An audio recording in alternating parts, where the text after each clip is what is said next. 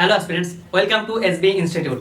ঠিক আগের সপ্তাহের মতোই এই সপ্তাহেও নিয়ে চলে এসেছি উইকলি কারেন্ট অ্যাফেয়ার্স। বেশি দেরি না করে শুরু করব আজকের গুরুত্বপূর্ণ টপিকগুলো। সবার প্রথমে আসছে ভারতে হাঁটার অধিকার মৌলিক অধিকার হিসেবে স্বীকৃতি পেল। রাইট টু ওয়াক অন সাধারণত footpath, right to walk on footpath. প্রথমে কনটেক্সটটা পড়ে নিই। ভারতের সুপ্রিম কোর্ট একটি ঐতিহাসিক রায়ে সুনির্দিষ্ট ফুটপাথে নিরাপদে হাঁটার অধিকারকে সংবিধানের পার্ট 3, কোন পার্টে? পার্ট 3-তে 3 এর অধীনে একটি মৌলিক অধিকার হিসেবে ঘোষণা করেছে। রাইট, কোন পার্টে এটা মনে রাখতে হবে। এবার এই রায়ে অ্যাকচুয়ালি সুপ্রিম কোর্ট দ্বারা কি ঘোষণা করা হয়েছে বা বলা হয়েছে সেটা হচ্ছে যে কোনো পাবলিক রাস্তা থাকলে সেখানে পথচারীদের জন্য হাঁটার যোগ্য স্থান তৈরি ও তা নিরাপদ রাখা রাষ্ট্রের একটি বাধ্যতামূলক ও অপরিবর্তনযোগ্য দায়িত্ব। অর্থাৎ এটা যেহেতু এখন ফান্ডামেন্টাল রাইটস এর মধ্যে পড়ে যাচ্ছে, তার মানে কিন্তু এটাও দাঁড়ায় যে আমরা কিন্তু এবার সাধারণ মানুষ 32 নম্বর ধারা অর্থাৎ রাইট টু কনস্টিটিউশনাল রেমেডিস অনুযায়ী বা এই 32 ধারারটাকে ব্যবহার করে আমরা কিন্তু সুপ্রিম কোর্ট হাইকোর্টে আমরা কেস করতে পারবো। ঠিক আছে, তার কারণ আমাদের মৌলিক অধিকার এক প্রকার হরণ হচ্ছে, যেখানে দেখা যাচ্ছে যে ফুটপাত ব্যস্ত রয়েছে, দোকানপাট রয়েছে, কিংবা কোনো কারণে ভঙ্গুর অবস্থায় রয়েছে যেখানে মানুষ হাঁটাচলা করতে পারছে না সুস্থ স্বাভাবিকভাবে, সেই ক্ষেত্রে আমরা 32 ধারা অ্যাপ্লাই করতে পারি বা ইউজ করতে পারি। নেক্সট, সুপ্রিম কোর্ট একাধিক অনুচ্ছেদকে একত্রে ব্যাখ্যা করে আর কি এই অধিকারটাকে ফান্ডামেন্টাল রাইটস এর মধ্যে নিয়ে এসেছে। সেটা হচ্ছে যে আর্টিকেল 19-এর 1-ডি, তারপরে আর্টিকেল 21।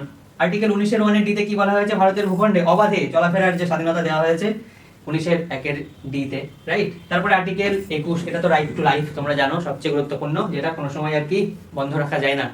রাইট, তো এই সমস্ত ফ্যাক্ট তো মনে রাখতে হবে। তার পাশে ওই যে 32 নম্বর ধারাটাও মনে রাখতে হবে, রাইট টু কনস্টিটিউশনাল রেমেডিস, এটা আমরা অ্যাপ্লাই করতে পারবো এখন যদি রাইট টু ওয়াক আর কি ক্ষতিগ্রস্ত বা বাধাপ্রাপ্ত হচ্ছে বা এই অধিকার লঙ্ঘন যখন হচ্ছে আমাদের।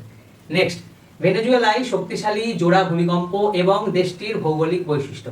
প্রথমত জোড়া ভূমিকম্প হয়েছে সেই জন্য নিউজে এসছে, তার পাশাপাশি এটাও আমাদের জেনে রাখতে হবে যে ভেনেজুয়েলা কেন গুরুত্বপূর্ণ, তার কারণ এর আগেও কিন্তু নিউজে এসছে। আরও তোমরা হয়তো জিওগ্রাফিতেও পড়েছো, ভেনেজুয়েলাতে অবস্থিত হাইয়েস্ট আর কি ওয়াটারফল।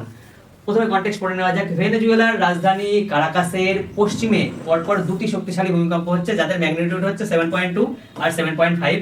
এই ম্যাগনিটিউডটা মনে রাখতে পারলে খুব ভালো, অনেক সময় জিজ্ঞেস করে নেয়। আচ্ছা, কোথায় অবস্থিত? দক্ষিণ আমেরিকার উত্তর উপকূলে অবস্থিত। এই যে ম্যাপটা, দক্ষিণ আমেরিকার উত্তর উপকূলে অবস্থিত। ম্যাপটা মোটামুটি একটু দেখে রাখতে হবে, তার কারণ অনেক সময় রিসেন্টলি ডব্লিউবিসিএস এক্সাম হলো, সেখানে কিন্তু ম্যাপ বেসড কোশ্চেন করা হয়েছে। যেমন ওই যে ইউক্রেনের সাথে যে রাশিয়ার যুদ্ধ হচ্ছে, সেখানে ইউক্রেনের কোন অংশ দখল করে নিয়েছে রাশিয়া, এই রিলেটেড কোশ্চেন এসেছিল। তো ম্যাপ এর আইডিয়া একটু রাখতে হবে, যেমন ভেনেজুয়েলার পাশে কোন কোন দেশ অবস্থিত, ডান দিকে কোন দেশ অবস্থিত, বা দিকে নিচের দিকে দক্ষিণ সাইডে কোন কোন দেশ অবস্থিত, এগুলো একটু মনে রাখতে হবে।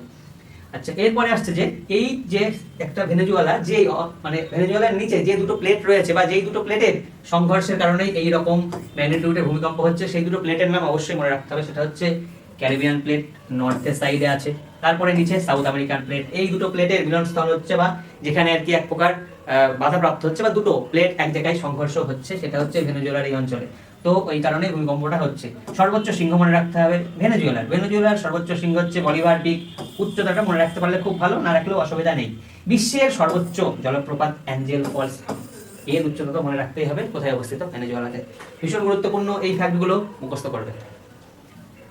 নেক্সট, লিপুলেখ গিরিপথ দিয়ে ভারত চীন সীমান্ত বাণিজ্য পুনরায় শুরু হলো, এই কারণে নিউজে লিপুলেখ পাস। তো লিপুলেখ পাস কোথায় অবস্থিত, কতটা উচ্চতায় অবস্থিত, কোন রাজ্যের মধ্যে পড়ছে, এগুলো সম্পর্কে একটু নলেজ রাখতে হবে, পরীক্ষায় এসে যেতে পারে। কনটেক্সট পড়ে নেওয়া যাক।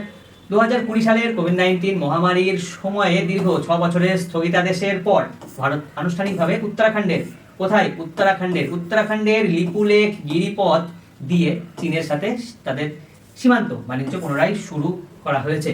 কোথায় অবস্থিত লিপুলেখ? উত্তরাখণ্ড। খুব সুন্দর করে মনে রাখতে হবে। নেক্সট, এই লিপুলেখ ট্রাই জাংশনের কাজ করছে। ট্রাই জাংশন মানে 3টি দেশের একটা মিলনস্থল, যেখানে 3টে দেশে যাতায়াত করা যায়। সেই 3টে দেশের নাম আমরা জেনে নেব। ভারত অবশ্যই, নেপাল এবং চীন। তো এই 3টে দেশের একটা সংযুক্ত একটা স্থল যেখানে পড়ছে, যেখানে রয়েছে এই লিপুলেখ। আচ্ছা, নেক্সট, সংযোগ কোন দুটো অঞ্চলের মধ্যে, মানে ভারত আর চায়নার কোন দুটো অঞ্চলের মধ্যে সংযোগ রক্ষা করছে, এটা আমাদের একটু মনে রাখতে হবে।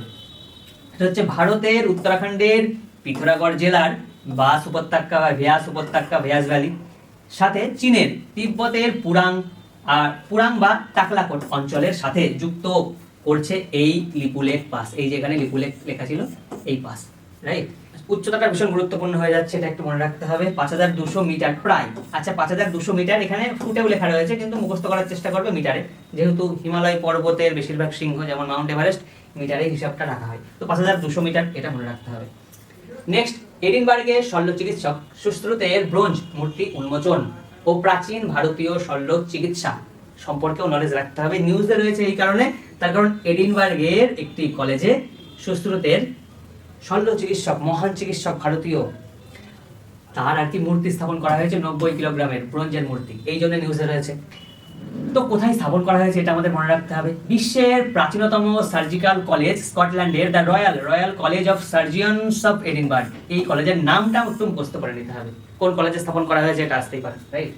এই কলেজে প্রাচীন ভারতীয় চিকিৎসক সুশ্রুতকে সম্মানিত করতে একটি 90 কিলোগ্রাম, কত কিলোগ্রাম কোশ্চেন আসতে পারে, 90 কিলোগ্রামের কিসের মূর্তি, ব্রোঞ্জের মূর্তি উন্মোচন করা হয়েছে। সুশ্রুতকে কি বলা হচ্ছে, শল্য চিকিৎসক সুশ্রুতকে বলা হচ্ছে ফাদার অফ প্লাস্টিক সার্জারি। প্রথমত বলা হয় ফাদার অফ সার্জারি, বিখ্যাত। সময়কাল আনুমানিক 6000 BCE, খ্রিস্টপূর্বাব্দে। এই সময়ে তিনি ভারতে, এই পৃথিবীতে এক সময় হেঁটে চলে বেরিয়েছেন। তার লেখা গ্রন্থ ভীষণ গুরুত্বপূর্ণ। আচ্ছা, 6000 খ্রিস্টপূর্বাব্দ হিসাব করলে প্রায় দেখা যাবে 2600 বছর আগে লেখা গ্রন্থটা ভীষণ ইম্পর্টেন্ট হয়ে যাচ্ছে। সুশ্রুত সংহিতা, এই গ্রন্থটি মূলত দুটি প্রধান খণ্ডে বিভক্ত, একটা হচ্ছে পূর্বতন্ত্র আর একটা হচ্ছে উত্তরতন্ত্র। পূর্বতন্ত্রে কি কি আছে এগুলো একটু জেনে রাখলে ভালো, যেমন উন্নত সার্জারি টেকনিক আছে, অ্যানাটমি, তারপরে টক্সিকোলজি আছে, তারপরে এদিকে উত্তরতন্ত্রে আছে সাইকিয়াট্রি, তারপরে আইএনটি বা চোখ কান গলার যে রোগ সম্পর্কিত তথ্য সেগুলো লেখা আছে।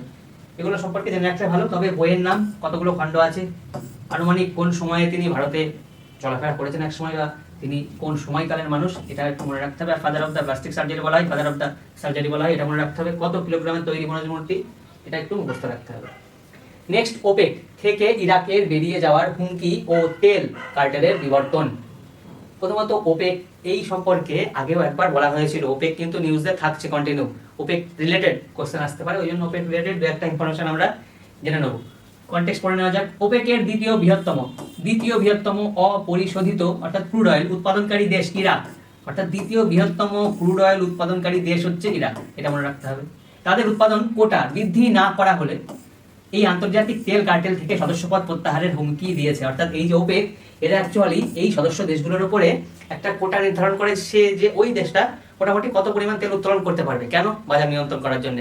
উৎপাদন বেড়ে গেলে দাম কমে যাবে, দাম যাতে না কমে সেই জন্য উৎপাদনটার একটা লিমিট রাখা হয়, আর নির্ধারণ করে দেওয়া হয় ওপেক দ্বারা যে কোন দেশ কতটা উৎপাদন করবে।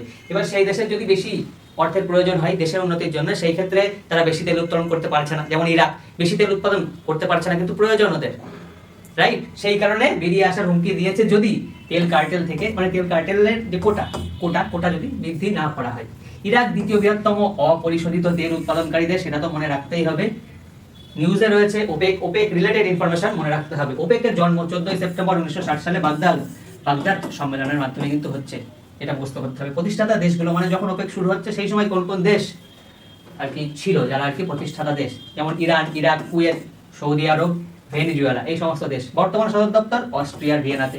সদর দপ্তরটা তো মুখস্থ রাখতেই হবে, তার পাশাপাশি এই প্রতিষ্ঠাতা দেশগুলোর নামও মুখস্থ করে নিলে খুব ভালো হয়। অনেক সময় 4টে অপশন দিয়ে দেবে, একটা অপশন অন্য দেশের নাম দিয়ে দেবে, বলবে এই 4টে দেশের মধ্যে কোন দেশ ছিল না ওপেকের প্রতিষ্ঠাতা দেশ। সম্প্রতি ওপেক ত্যাগ করেছে কোন কোন দেশ, রিসেন্টলি নিউজে ছিল। এর আগেও কারেন্ট অ্যাফেয়ার্সের মধ্যেই আরেকবার করানো হয়েছিল, যখন ইউনাইটেড আরব এমিরেটস এই ওপেক থেকে বেরিয়ে যায়।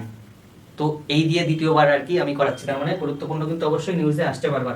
কাতার 2019-এ বেরিয়ে যাচ্ছে, ইকুয়েডর 2020-তে বেরিয়ে যাচ্ছে, অ্যাঙ্গোলা 2024, আর রিসেন্টলি ইউনাইটেড আরব এমিরেটস 2026-এ বেরিয়ে গেল। আর ইরাক হুমকি দিয়েছে, আমার তো মনে হচ্ছে বেরিয়ে যাবে। ঠিক আছে, তো এইগুলো একটু মনে রাখতে হবে। নেক্সট, শ্রী অমরনাথ জি যাত্রা 2026 এর সুরক্ষায় প্রজেক্ট হক আই, এটা একটা যেহেতু প্রজেক্ট বা একটা মিশন, সেই জন্য খুব গুরুত্বপূর্ণ হয়ে যায় কারেন্ট অ্যাফেয়ার্সের জন্য। খুব ভালো করে মনে রাখবে রিলেটেড ইনফরমেশনগুলো। কনটেক্সট পড়ে নেওয়া যাক। জম্মু কাশ্মীর পুলিশের অনন্তনাগ জেলা শাখা, কোন শাখা? অনন্তনাগ জেলা শাখা আসন্ন শ্রী অমরনাথ জি যাত্রা 2026-এর তীর্থযাত্রীদের নিরাপত্তা সুনিশ্চিত করতে প্রযুক্তি ভিত্তিক একটি উন্নত নজরদারি উদ্যোগ প্রজেক্ট হক আই চালু করেছে। প্রজেক্টের নাম প্রজেক্ট হক আই বা মিশনের নাম প্রজেক্ট হক আই। খুব গুরুত্বপূর্ণ এই নামটা একটু ভালো করে মুখস্থ করে নেবেন। মূল লক্ষ্য তীর্থযাত্রীদের নিরাপত্তা নিশ্চিত করা। অবশ্যই তীর্থযাত্রীদের নিরাপত্তার জন্যই এই সমস্ত ব্যবস্থা করা হচ্ছে। প্রযুক্তিগত বৈশিষ্ট্য মানে কি কি প্রযুক্তি ব্যবহার করা হচ্ছে বা কি কি স্টেপ নেওয়া হয়েছে, এগুলো একটু মনে রাখলে খুব ভালো। অনেক সময় কোশ্চেন দিয়ে দেয়, যেমন এই ডব্লিউবিসিএস এ কোশ্চেন দিচ্ছে, 4টে অপশন দিচ্ছে, বলছে এর মধ্যে কোনটা ভুল, অর্থাৎ বাদবাকি 3টে অপশন সম্পর্কে তো নলেজ থাকা দরকারি, আর কোনটা ভুল ওটাও রিকগনাইজ করতে হবে, তার জন্য তো আশেপাশে নলেজ দরকার। 5টি উন্নত ড্রোনের একটি এরিয়াল ড্রোন গ্রিড তৈরি করা হচ্ছে, অর্থাৎ ড্রোন ব্যবহার করা হবে। ফেসিয়াল রিকগনিশন সিস্টেম, অর্থাৎ ফেস দেখেই, ক্যামেরাটা দূর থেকে ফেস দেখেই রিকগনাইজ করে ফেলবে যে এটা টেররিস্ট, এর কোনো ক্রাইম এ আগে করেছে কিনা, এগুলো আর কি অটোমেটিক্যালি রিকগনাইজ করে ফেলবে। 416টি হাই রেজলিউশন সিসিটিভি ক্যামেরা বসানো হচ্ছে। উঁচু স্থানগুলোতে 28টি মার্চেন্ট মোর্চা নামক ওয়াচ টাওয়ার স্থাপন করা হয়েছে, রাইট, ওয়াচ টাওয়ার। 22টি বিশেষভাবে প্রশিক্ষিত স্নাইপার বা শার্প শুটার টিম মোতায়েন করা হচ্ছে, মানে যারা আর কি দূর থেকে শুট করবে, স্নাইপার শুটার। তো এই সমস্ত ইনফরমেশন তো মনে রাখতে হবে, রাইট। এই সমস্ত ইনফরমেশন মনে রাখলে কি হবে, যখন ওরকম 4টে অপশন দিয়ে যাবে, বলবে কোনটা ভুল, একটু সহজে রিকগনাইজ করা যাবে। আর উপরের ইনফরমেশন গুলো কোথায় অবস্থিত বা কোন আর কি জেলা শাখা এই দায়িত্বটা নিচ্ছে, অনন্তনাগ জেলা শাখা, এগুলো একটু মনে রাখতে হবে। নেক্সট কোশ্চেন আসছে, তোমরা প্রথমে কোশ্চেনের অ্যান্সার গুলো দেওয়ার চেষ্টা করবে, তারপরে না পারলে আমার অ্যান্সার গুলো দেখে নেবে। তবে আশা করি যদি টপিকগুলো ভালো করে শুনে থাকো তো অবশ্যই অ্যান্সার করতে পারবে। প্রথম কোশ্চেন, ভারতের সুপ্রিম কোর্টের সাম্প্রতিক ঐতিহাসিক রায় অনুযায়ী সুনির্দিষ্ট ফুটপাথে নিরাপদে হাঁটার অধিকারকে সংবিধানের কোন অংশের অধীনে একটি মৌলিক অধিকার হিসেবে ঘোষণা করা হচ্ছে? অবশ্যই মৌলিক অধিকার মানেই পার্ট 3। নেক্সট, সম্প্রতি ভেনেজুয়েলার রাজধানী কারাকাসের পশ্চিমে পরপর 2টি শক্তিশালী ভূমিকম্প আঘাত হানার পর দেশটিতে জরুরি অবস্থা জারি করা হয়েছে। এই ভূমিকম্পের মাত্রা বা ম্যাগনিটিউড কত ছিল? 7.2 এবং 7.5। ভীষণ গুরুত্বপূর্ণ, যেহেতু পরপর দুটো এরকম সাংঘাতিক ভূমিকম্প হচ্ছে, সেই কারণে একটু নিউজে রয়েছে, ভীষণ গুরুত্বপূর্ণ হয়ে যায়। ভেনেজুয়েলা দক্ষিণ আমেরিকার উত্তর উপকূলে একটি অত্যন্ত সক্রিয় ভূমিকম্প প্রবণ অঞ্চলে অবস্থিত। এটি মূলত কোন দুটি টেকটনিক প্লেটের সংযোগ বা সংঘর্ষ স্থলে অবস্থান করেছে? ক্যারিবিয়ান প্লেট এবং সাউথ আমেরিকান প্লেট। নেক্সট, 2020 সালে কোভিড-19 মহামারীর সময়ে বন্ধ হওয়ার পর দীর্ঘ 6 বছরের স্থগিতাদেশ কাটিয়ে সম্প্রতি ভারত কোন রাজ্যের লিপুলেখ গিরিপথ দিয়ে চীনের সাথে সীমান্ত বাণিজ্য পুনরায় শুরু করেছে? সেটা হচ্ছে উত্তরাখণ্ড। নেক্সট, ভারত, নেপাল ও চীনের সংযোগস্থলে অবস্থিত অত্যন্ত কৌশলগত লিপুলেখ গিরিপথটি সমুদ্রপৃষ্ঠ থেকে আনুমানিক কত উচ্চতায় অবস্থিত? বলেছিলাম উচ্চতাটা গুরুত্বপূর্ণ হয়ে যায়, এটা একটু মনে রাখলেই ভালো। 5200 মিটার, মিটারেই মনে রাখতে হবে। বিশ্বের প্রাচীনতম সার্জিক্যাল কলেজ স্কটল্যান্ডের the royal college of surgeons of Edinburgh প্রাচীন ভারতীয় শল্য চিকিৎসার জনক সুশ্রুতকে সম্মানিত করতে কত ওজনের একটি ব্রোঞ্জ মূর্তি উন্মোচন করেছে? 90 কিলোগ্রাম। ভীষণ গুরুত্বপূর্ণ, কিসের মূর্তি? ব্রোঞ্জের মূর্তি। সময়কালটা মনে রাখতে হবে, তার লেখা বইয়ের নাম মনে রাখতে হবে। ওপেক কততম বৃহত্তম অপরিশোধিত তেল উৎপাদনকারী দেশ? ইরাক তাদের উৎপাদন কোটা বৃদ্ধি না করা হলে এই আন্তর্জাতিক তেল কার্টেল থেকে সদস্যপদ প্রত্যাহারের হুমকি দিয়েছে। সেটা হচ্ছে দ্বিতীয় বৃহত্তম। ভীষণ গুরুত্বপূর্ণ। আচ্ছা, আরেকটা কথা বলা হয়নি, সেটা হচ্ছে যে ভেনেজুয়েলার কথা বললাম, যেখানে ভূমিকম্প হলো পরপর দুটো 7.2 7.5 ম্যাগনিটিউডে। ওই ভেনেজুয়েলাতে কিন্তু পৃথিবীর সবচেয়ে বেশি ক্রুড অয়েল সঞ্চিত আছে, হাইয়েস্ট রিজার্ভ আছে ভেনেজুয়েলাতে। নেক্সট, জম্মু ও কাশ্মীর পুলিশের কোন নির্দিষ্ট জেলা শাখা আসন্ন শ্রী অমরনাথ জি যাত্রা 2026-এর তীর্থযাত্রীদের নিরাপত্তা সুনিশ্চিত করতে প্রযুক্তি ভিত্তিক নজরদারি উদ্যোগ প্রজেক্ট হক আই চালু করেছে? সেটা হচ্ছে অনন্তনাগ জেলা শাখা। ভীষণ গুরুত্বপূর্ণ প্রজেক্ট হক আই। তো আজকের ক্লাস এই পর্যন্তই। আশা করি প্রত্যেকটা স্লাইড তোমরা খুব ভালো করে দেখেছো এবং গুরুত্বপূর্ণ তথ্য তোমরা নোট ডাউন করে নিয়েছো, আর আশা করছি তোমরা উত্তর দেওয়ারও চেষ্টা করেছো। তো আজকের ক্লাস এই পর্যন্তই। Thank you.